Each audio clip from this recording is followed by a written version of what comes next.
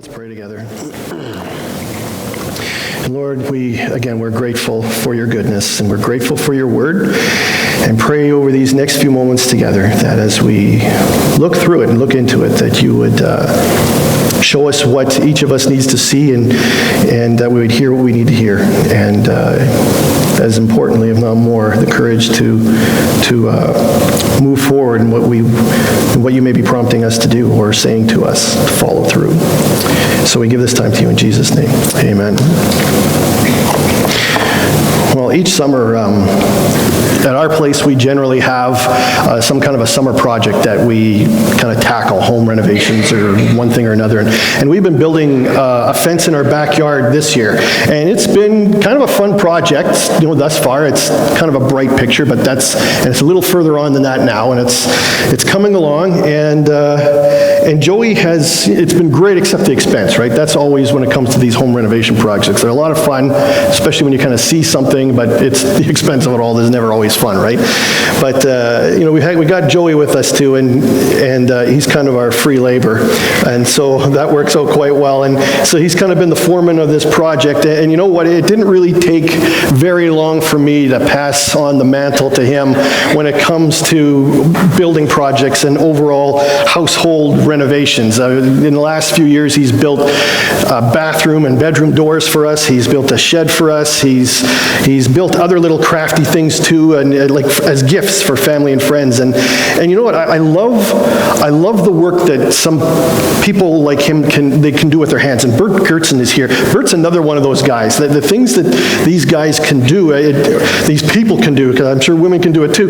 But they can build such beautiful things, and they have a mind for it too. And not only that, what makes it all the more wonderful is seeing the joy that people like Bert or Joy, and maybe even Paul to a certain degree, right?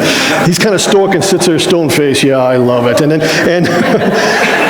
But it's fun watching them work because you can see that there's such joy that they have in doing that kind of work, and that makes it all, it makes it all the more fun just to even watch. And we have another friend, a dear friend from the North Country, from Fort St. John. His name is Kelvin, and Kelvin has been in the construction business for most of his life, and home renovations and building shops or homes or whatever. And he is such a talented guy. He has some flaws. Go Oilers, go, honestly. There's one of them. And that's his wife, Heather, there. But he is such a talented fellow. And whenever he would build a home, his hope would be is that he would get to do it all. Do everything, even all of the finishing, all of the cabinetry, because he was so good at that stuff and still is. He's just great with his hands. And I remember one home that he had been working in, and he built a fireplace mantle. I think that's all he had to do in that home, was just build a fireplace mantle. And he did such a fantastic job. And it's not that one. I didn't have a picture of what he had done, because it was so many years ago, and so I just found one online and threw it up there. But it was so awesome. And when you walked into the home where Kelvin and his crew were working within, and your eye was immediately drawn to that mantle, and you just couldn't help but look at it, even in the dead of summer, like today. It was hot the moment you opened your eyes today, and when you'd walk into that room, you just couldn't help but think, boy, cold winter nights would be awesome right by that place.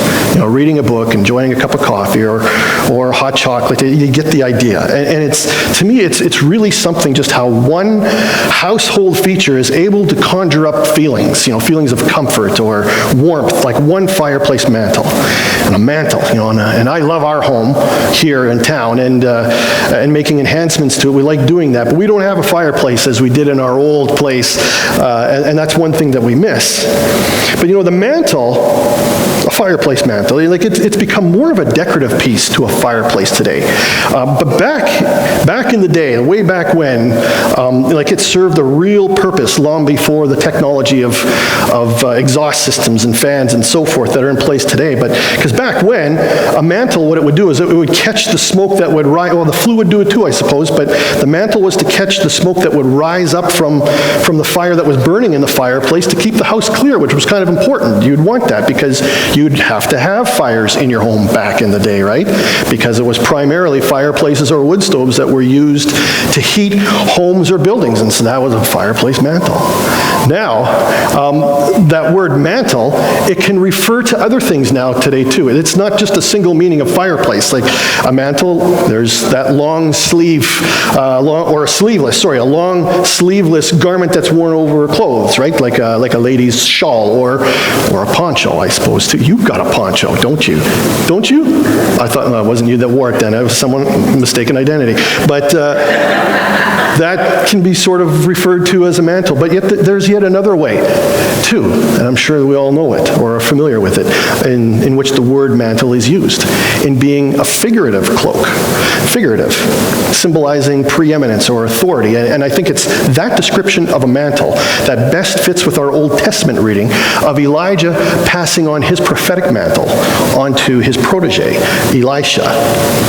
Now, the Old Testament certainly has its share of prophets who are very well known, right? We can name a bunch, I'm sure, just sitting here. Jeremiah, Isaiah, Daniel, Nahum, Amos, just to mention just a few. But perhaps the two that are placed on a plane above all the others were Moses and Elijah. And Elijah was in our reading today. And what do we know of Elijah? It would seem to me that Elijah was an imposing presence during his time on earth. When what he prophesied, it came to pass. And perhaps you can recall some of the stories of him. Perhaps you can recall this one, where he had declared that there would be a 3-year drought on the land, and there was, and that drought had ended with this unbelievable showdown between himself and the prophets of an imaginary god named Baal on that mountain, Mount Carmel. And there's other stories of Elijah too, isn't there? Quite a few. There's the story of, they're well documented stories in the Bible of him outrunning King Ahab's chariot. There's that one. And there's also being fed by birds and angels and raising a widow's son from the dead. And on 2 occasions calling fire down from heaven on a contingent of soldiers. And he doesn't die. He ascends to heaven in a fiery chariot. Sounds like an otherworldly fellow to me, doesn't it? And consider this too. Consider the enormity of the pressure that would have been on this fellow's shoulders too. And the mantle that he carried. My gosh. It had nervous breakdown written all over it. And Elijah did struggle with moments of intense depression, so bad that he had at one time, on one occasion, wished for his life to end and even asked for God to take his life. Just end it all. Now, how many of us have ever thought of or dreamed of a life that was uncomplicated? And it's not to say that our lives, that we're not able to identify and say, boy, I'm blessed. We can spot the blessings in our life. But I'm sure that there are times when we've gone through some stressful times in life, and had you not thought at least just once, I wish that my life was a little more like this, a little more like that. Because some of what we go through in life it's just plain tiring at times, and I think it's only natural to dream or wish for a little more, or for a bit more peace of mind, a little more serenity. And I think that was Elijah. And I'm sure that there were moments of awesome victory, times when he felt so directly within the presence of God. But isn't it so that once at the top of the mountain, that the gap between the top of the mountain and the bottom of the mountain is just so extreme? And life for him seemed to be this emotional roller coaster for him. And yet he persevered through his difficulties and through his challenges. And he had some hard conversations with the Lord along the way too. But through it all, he did remain humble. And through it all, he did remain faithful. And in time, his tenure as prophet finally did come to a conclusion, and he submits his resignation, so to speak. But he had a few things that he was to do before the Lord would say, now you're done. There's a couple more tasks to complete. And what were they? Well, he was to anoint 2 kings, Hazael over Aram, which is modern-day Syria, I suppose, and Jehu over Israel. Both real interesting fellows too, but I'm not going to kind of go that direction this morning. But the other thing he was to do was to anoint Elisha. He was to anoint Elisha and pass his prophetic mantle on over to him.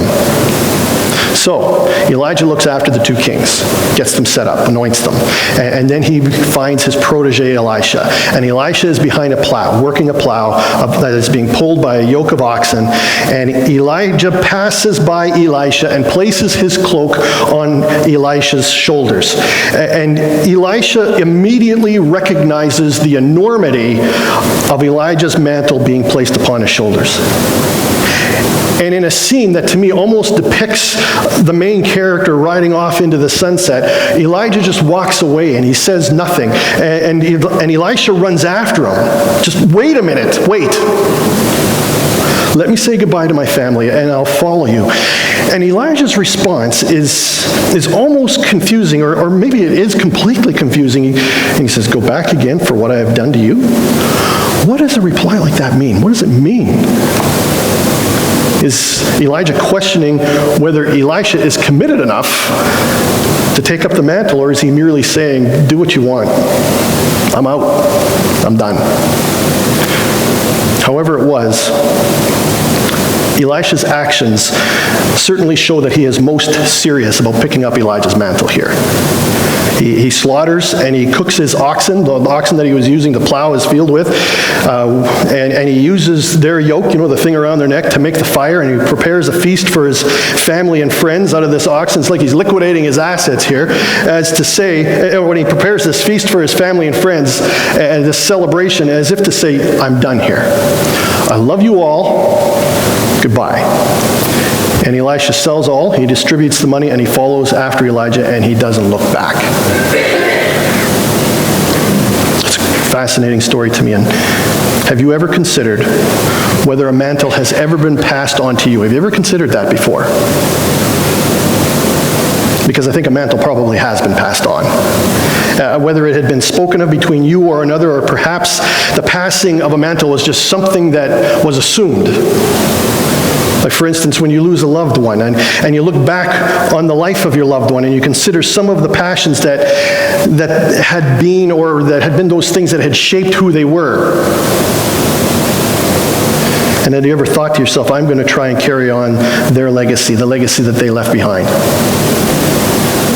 And be the kind of person who will live life in an honest attempt to live honestly, to live humbly and justly. The legacy of a loved one can inspire us to pick up their mantle, so to speak, and to make it our own. But really, and truthfully, a mantle has been passed on to us already. There's a mantle that has been passed on for the church to carry, and every believer is part of the church of Jesus. And I'm sure that Elisha was aware of how enormous the mantle was that was being passed on to him, and quite likely felt as though the weight of the world had been on his shoulders at various times too. Now, the mantle that has been given to us is no small thing either, and we all carry it together. Jesus said to his disciples that the world will know who his disciples are by the love that his followers will show to one another. And not just showing love to one another within their little circle, within their inner circle, but by the love that they would show to the world, to the people that they would meet each day. And so this mantle that Jesus has passed on to the church, it's about proclaiming. It's declaring that Jesus is here and seeks to gather all people to himself. And within him there is freedom that every soul so badly longs for. And the message of Jesus' freeing love is seen through how his people will let the love of God consume them and how they'll let the love of God flow out from them. And the message of Jesus is communicated through the lives that we will lead and live. And the best sermons preached, they are lived long before they are ever spoken. And I think the Apostle Paul tells us what those kinds of sermons ought to look like and what they ought not to look like. And he classifies two very distinct lifestyles here, the desires of the flesh and the desires of the Spirit, or fruit of the Spirit. But the desires of the flesh, they embody passions that are primarily selfish and vain. And they are powerful passions too.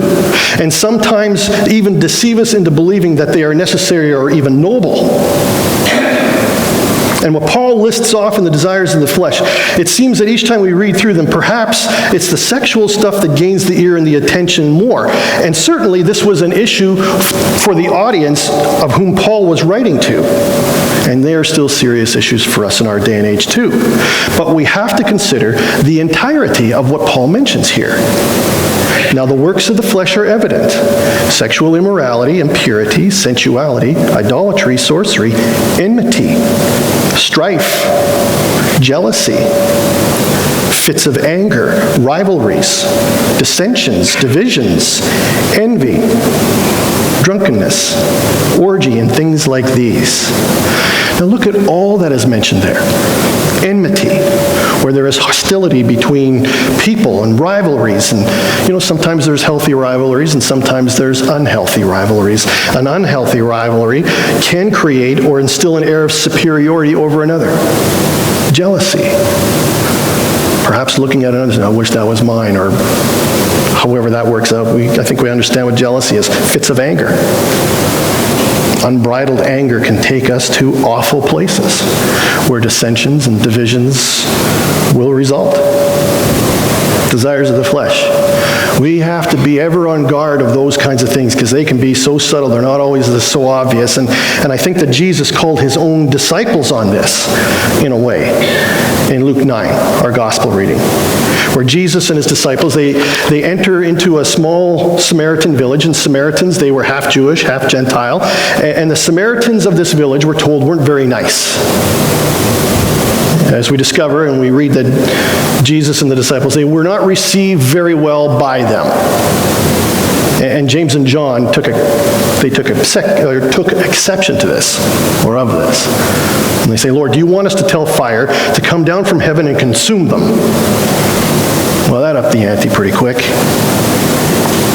No. Absolutely not. We are not going to call fire down to consume them. What we're going to do is we're going to move on to another village where our reception might be different. And James and John, they seem overly eager to project their authority here, don't they? And it makes you wonder, was their vice enmity? Was it rivalry? A feeling of superiority or over certain others, thus then justifying violence? From what we know of them, it could have been. These were two very confident men. They, believing that at one time anyway, believing they were more worthy of anyone else to be able to sit on either side of Jesus' throne in heaven. And we don't know the exact nature of the poor reception that Jesus and the disciples received in that Samaritan village. But what we do know is that within James and John, it did provoke their desires of the flesh. And so what about then the desires of the Spirit?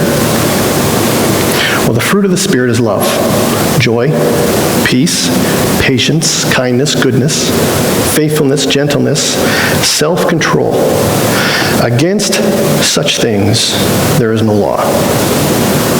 The mantle that Jesus has passed on to his church, to his followers, it is not small. And it can feel so overwhelming, too, because the desires of the flesh are ever lurking around us, and at times, too, they sneak within the shadows of our minds, too. And so what will keep us centered? What will keep us grounded? Well, it's only the Spirit of God. Only the Spirit of God. And maybe you're thinking, perhaps, Tom, I hear what you're saying, but there will always be divisions. There will always be disagreements. They are inevitable, whether you're a believer or not.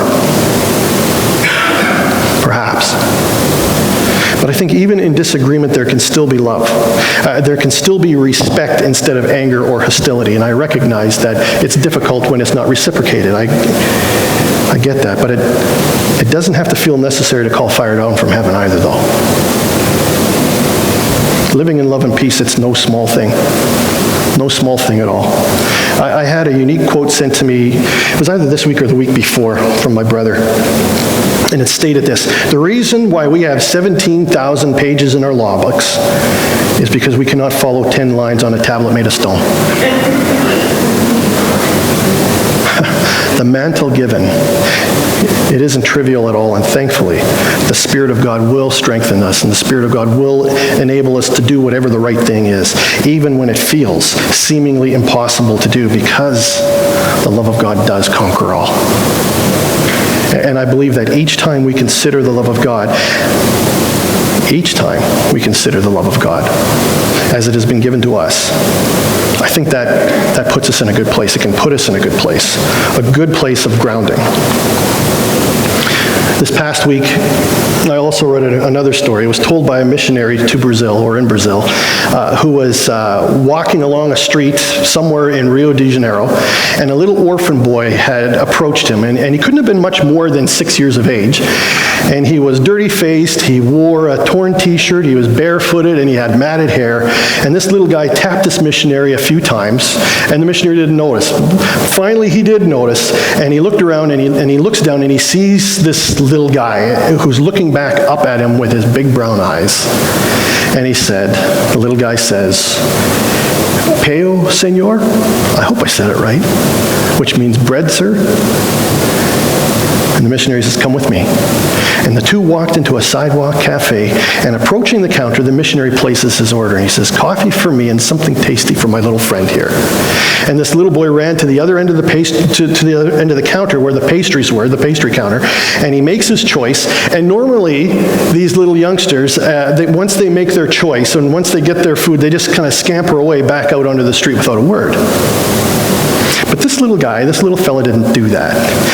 He made his choice, and then he slowly made his way back toward the missionary, who was at the other end of the counter, sipping on his coffee. And once at the missionary's side, he perched up onto his tiptoes, and he said, "Obrigado," which means thank you. And then he said something more. He followed that up with "Muito obrigado," meaning thank you very much. And you know what? That melted that missionary's heart, and all of a sudden he had this crazy craving. Boy, if he could buy that whole restaurant for the little guy, he would have done it. But before he could say anything else, the little orphan boy had scampered out the door. Now, you know, the Spirit of God will speak to us in different ways. And for me, when I hear stories like this, it puts a question into my mind. If I'm moved by a story of a street orphan who says, "Thank you for a piece of bread," how much more is God moved when I pause to thank Him? And I mean really thank Him for saving my soul. In considering the love of God, you know, the mantle that the church carries, the mantle that has been given to the church, it's not actually something that I fixate on. But as I fixate on the love of God, for me, there are certain things and there are certain struggles in my life that I go through that somehow in time they have a way of sorting themselves out. It's hard at times though. It really is. But the love of God does conquer all. And I want to conclude just with reading to you from Proverbs 4:20-23, because it tells us something. It tells us that the love of God is above all else, and it will guard our hearts from which everything will flow out from. So consider the love of God. Well, in conclusion, I'm going to invite Dwayne to come join me, and I will invite you to sing along with us as we sing "The Power of Your Love."